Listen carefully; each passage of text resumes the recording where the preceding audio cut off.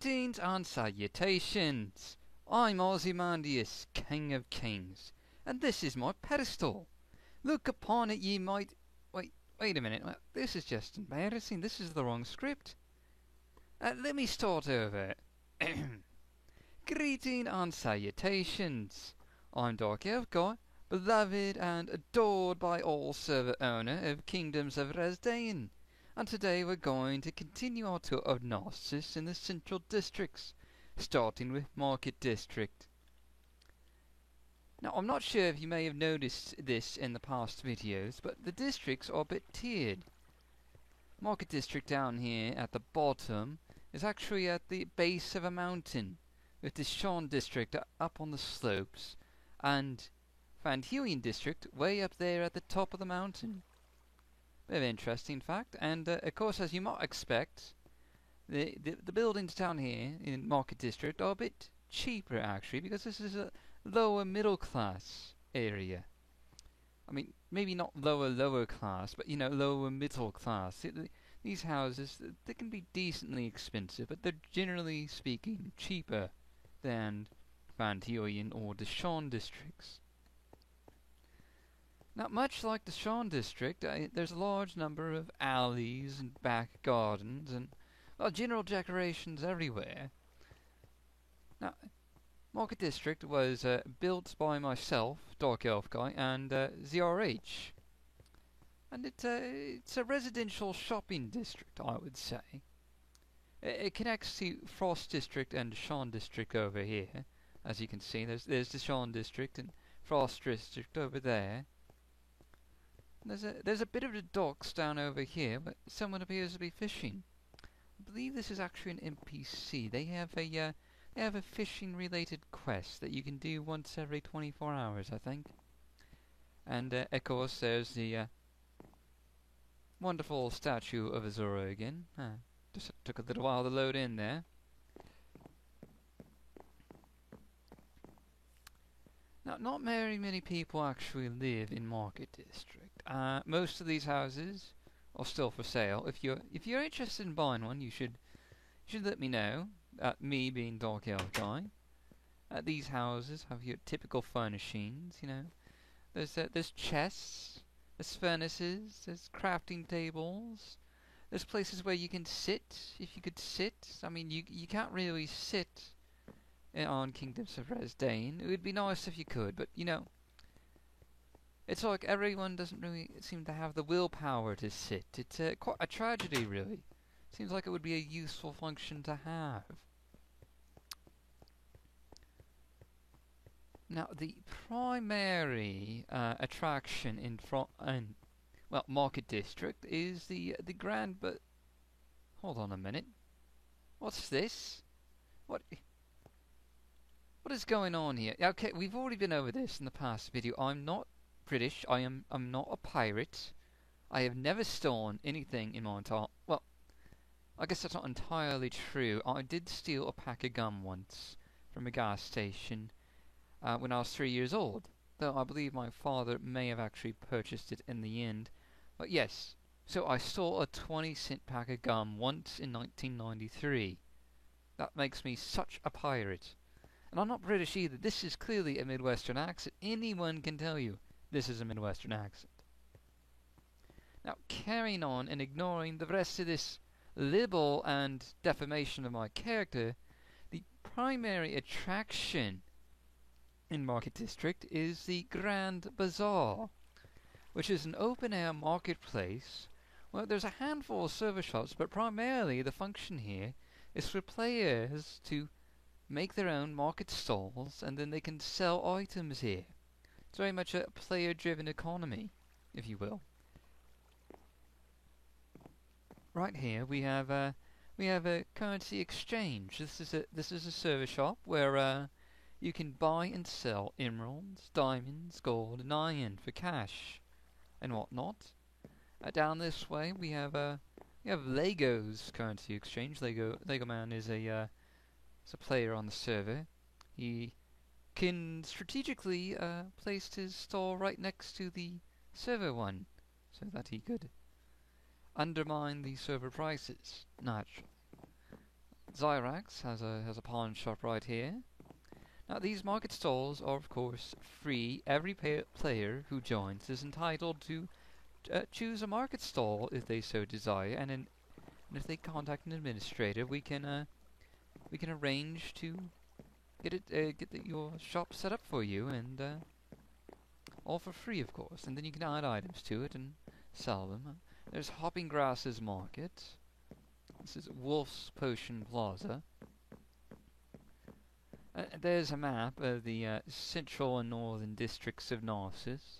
Quite nice looking. Well, here we have the Wastrel Grill. This is a server-operated food vendor. Now, the food prices are fairly high. This is so the player economy can, you know, sell them at a better rate and easily get customers that way. Here's Creeper's Beacons. Now, we mentioned in the previous video that Creeper is the current mayor. He is not to be trusted. He will probably kill you. If you buy from him, he will hunt you down and murder you. I don't know if that's actually true, but I like to think it is. Here's another sign of defamation of my character. There's Dark Knight in shop. Different Dark, not me, naturally. Here's Cheese's baked taters and carrots. You know, that's always in high demand. Baked taters and carrots. Yet another sign. This is getting a bit ridiculous, honestly, with the signs. It's quite troubling. This is Chicken's Feed Store. I don't know what they sell in Chicken's Feed Store, but I'm sure it's handy. And here's Madame Oatmeal's Oatmeal Cookies, where you can buy cookies for just 18 cents. That's a pretty good deal, don't you think? Way better than Walmart, that's for sure. Now, there are some nicer houses in Market District. These two are primarily the more upper class ones, I think. Still cheaper than any houses in the Sean District. $3,500, that's not too bad. It's fairly nicely decorated. 4 or 5 stories tall, I think is the norm for the upper classes house. Here. And right next door is the Chapel of Zenithar. Zenithar, of course, is the divine of commerce and merchants in the 9 divines. It's a quaint chapel, very traditional architecture here. So really not much to look at, I suppose. Now down here, Market District ends right here at this bridge, and that's the East Empire District beyond. Now before we get to that, I want to continue the tour in Market District. Now Market District is a bit of a crossroads district, if you will. It connects to, I believe, 4 other districts. Frost District, the Sean District, East Empire District, and Pine Hills District. Up this way we have some more houses. Some of these were built by ZRH, which is quite unfortunate actually, because well, ZRH has never quite learned the value of stairwells, and so many of these buildings don't have stairs, even though they're several stories tall, which means there's no way to get from one floor to another. It's an unfortunate design flaw with ZRH. I brought it up with him in the past, but he never seems to learn. Here we have the Cliffside Cafe. This is another food vendor with accompanying slanderous signs. Here you can buy various food items, and you get quite a nice view of the city. Well, part of the city anyway, the part that isn't blocked by roofs.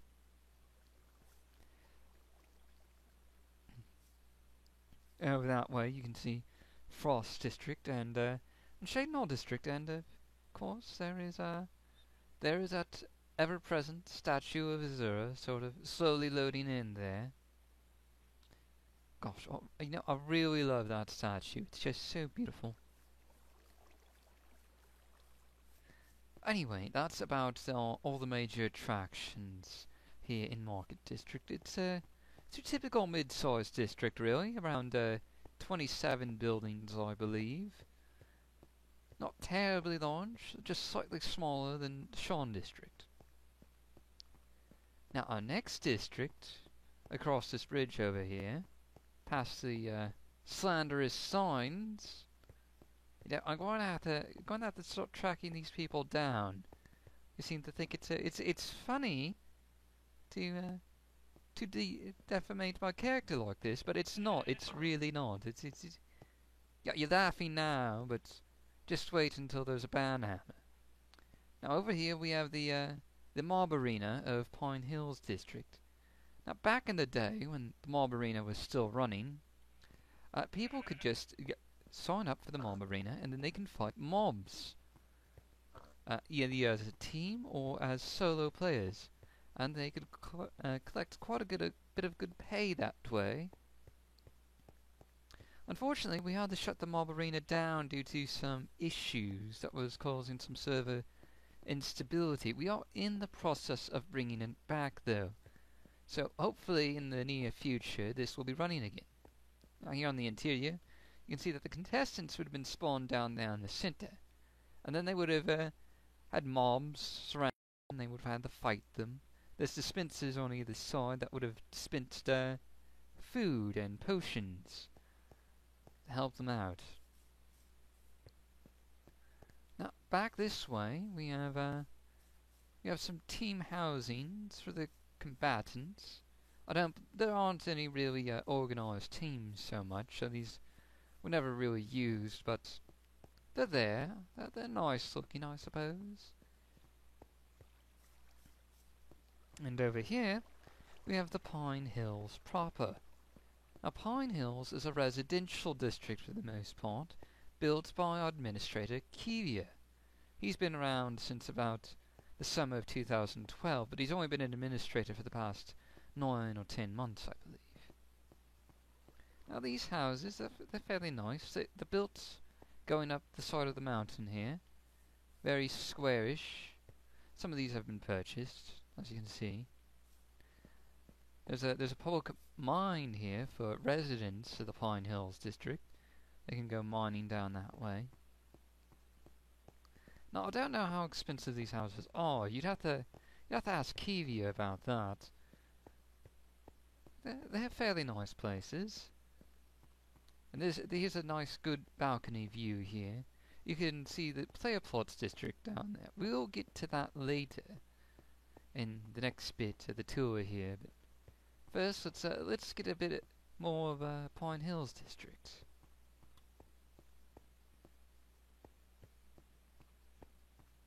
Now, there are a handful of services in the Pine Hills district, including brewing and enchanting services. These are some quite lovely streets, really. The tulps add a nice touch. Now, you might have noticed that Pine Hills district is divided into sort of mini districts.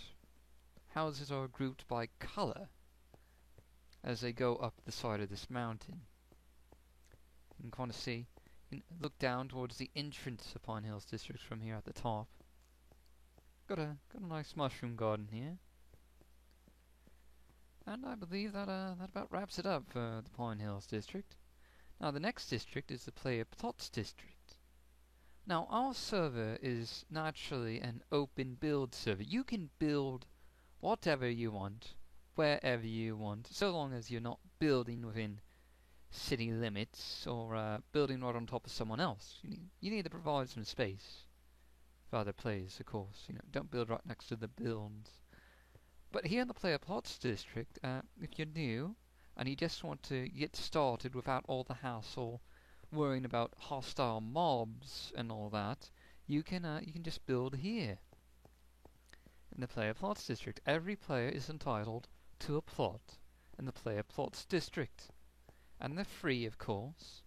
There's some public farms and public mines available to make your life easier. Of course, since everyone is entitled to a plot here, there's a bit of a problem with style and quality control. You can't really control what your neighbors are going to build. They might build something that's of a completely different style to your own, or just isn't up to your quality standards. But that's sort of the risk of living in the community, I suppose. Here we have the public farms. Over here we have some animals. This is the only place where mob spawning is allowed in the player vault district. You don't have to worry about getting ganked by creepers like creep in a can here. They're not allowed in here. Here's the shrine of Stindar. Now Stindar is the god of justice and vengeance and the 9 divines. Over here is some newspaper stands and some more slanderous signs for some reason. Now, the Player Plots district is fairly large. It is constantly expanding naturally because as more players join, we need more plots really to provide everyone with housing. So we're expanding this way gradually. Over here you can see there's some tree farms and more slanderous signs. Good grief, they really went all out on this attack of my character, didn't they? Over here is the public mines. This is where you can go to just start mining right away without worrying about mining in a restricted area or something like that. Well, that's about it for the Player Plots district. Now, our next district is the East Empire district, which, rather ironically, is actually one of the westernmost districts in Narcissus. It's actually quite on the opposite end of the city from here. It's going to take a little while to fly over there.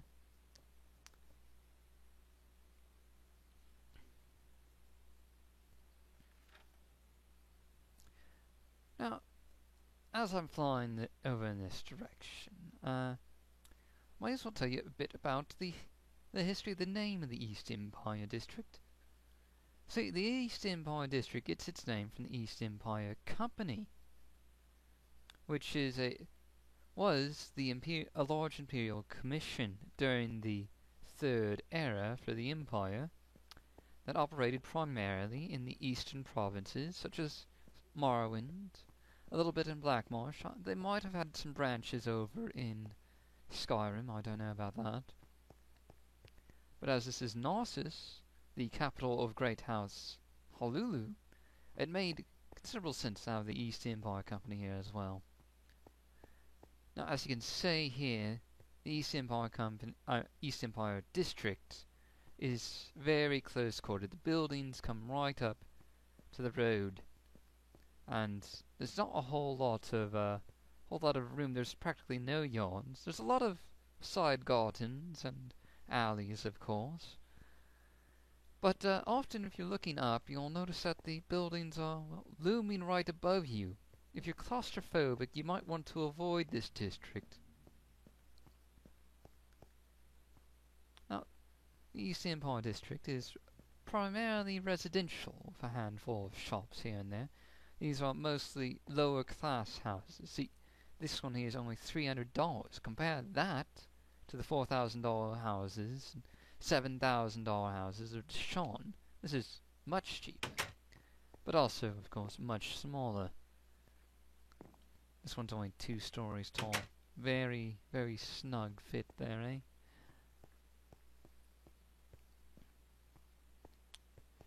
Now, the East Empire District is probably one of the more maze-like districts in Narcissus. It's new players often get lost trying to navigate this district because there's a lot that just go nowhere really, or just end in residential complexes and aren't really all that important. Here we have the East Empire Company warehouses. These aren't businesses, but they store things, I guess. Yes. This is the East Empire Harbor here. It's actually on a river. Now, this river is the same river that connects to the lake up north and the ocean down south. These cranes, you see, these construction cranes and shipping cranes, these are actually borrowed from Madness64. He's a popular YouTube Minecraft fellow. He has quite a few medieval style builds, and These are the only things we borrowed from his channel on our server, but he has a lot of really interesting and very talented builds, and if you have the time, I'll put a link in the description, and you should go check out his channel if you have the chance. It's quite interesting. Down here we have some more houses. You'll notice that that's actually a bridge up there. These houses are literally beneath the road. Now, like I was saying, the East Empire District is very maze-like. Players get lost a lot of times. Sometimes they even rage quit the server because they can't figure out where they are, where they're going. Other times they get bitten by werewolves, which is a bit of a problem really, because you know, you get bitten by a werewolf and eaten by a werewolf, and then there's more werewolves. You know, it's really just an epidemic. I'm not saying that the server is overwhelmed by werewolves and that you're going to get eaten if you join the server. That's ridiculous. No, that's not going to happen. It's only maybe a 50% chance you're going to get eaten by a werewolf. Okay, maybe 55% chance, but it's not huge. Over here we have the Narcissus Fighters Guild, which is this large 4-story structure here. So the capstone of the hill right here. Now, the Narcissus Fighters Guild actually isn't open. It has a bit of a Molag Bal infestation at the moment. It was meant to be part of a future quest that just never got finished. I'd suggest just avoiding going in there right now. It's just fall undead. Right across the way, in this 2-building complex, we have the Hounded Nick's Tavern. Here you can buy food, you can get some drinks, talk about the local gossip if you want. I haven't really ever seen very many people in these taverns, but you know, if you wanted to do that, you could. Down this way, we have some more newspaper stands, and also the Chapel of Julianus. Now, Julianus, of course, is the god of logic and wisdom in the 9 Divines. Now, his temple was never really decorated much, so it's a bit sparse at the moment. Down here we have some more houses, some gardens. There are a lot of gardens. I'm not sure if you noticed that or not, but there really are quite a few gardens. Over here we have another construction train and something of a waterway. Practically every space that isn't taken up by a building in the East Empire District is taken up by gardens or waterways like these. There's another angle of the Chapel of Julianus. More houses. There are quite a few houses in the East Empire District. There are around, I believe, 67 buildings in East Empire District. Not sure if that's an exact count, but it's quite a few. So, if you want to buy one, you should, well, you should let me know, since I built the East Empire District, and, we don't have very many residents here, so it would certainly be nice. Now, that hulking building in the background there, that's the East Empire Company HQ. We'll be getting to that in a moment. Down here we have the East Empire waterfront again. Now these towers, there's 2 of them. These are for sale actually. You can buy these if you want, and they're decorated, and they have just about everything you might expect. Now, the East Empire Company was supposed to be a major faction on the server, but we never really got around to making quests for it. We might do so in the future. But right now, this large building, the East Empire Company HQ, doesn't really serve much of a purpose. It's quite large, though. It's a stories tall, and it just sort of looms over everything else. It is the 2nd largest building in Narcissus, second only to the Council Tower of Great House Honolulu, we'll be getting to that later in the next video, I think. Now, as you may or may not have noticed, East Empire District was built very much onto the terrain, and it's very much on multiple levels. I like to call this sort of building the vertical building element. There's a lot of verticality, as I like to call it, in the East Empire District. Now, I think that's it's a pretty cool style way of building, but I don't know. Maybe that's just me. Here is the East Empire District train station. It's one of the only train stations in Narcissus. From here you can grab a cart and go down to South Harbour, or to North Forest, or you can even take the tracks to the continent where our old spawn capital is, the city of Bodrum. Now the tracks don't go all the way there, they go 7,000 blocks in that direction. I'm not sure if I mentioned it yet, but the server world for Kingdoms of Razane is huge. Over 25,000 blocks long. It's going to take a really long time to get from one end to the other. Here we have some more back alleys and houses.